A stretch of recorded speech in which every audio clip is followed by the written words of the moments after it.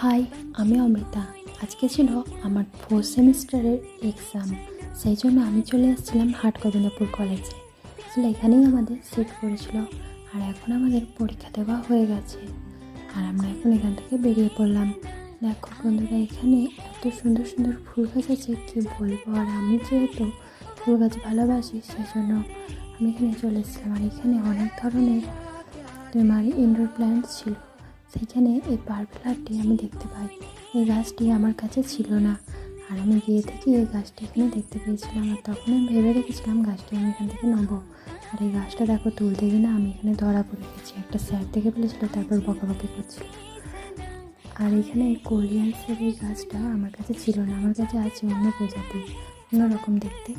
এবার এটাকেও আমি এখান থেকে তুলে নিলাম একটি। তারপর আমি এখন বাড়ি চলে এসেছি। আর এখন বাজছে 3টে। এখন এই গাছগুলি লাগিয়ে দিচ্ছি।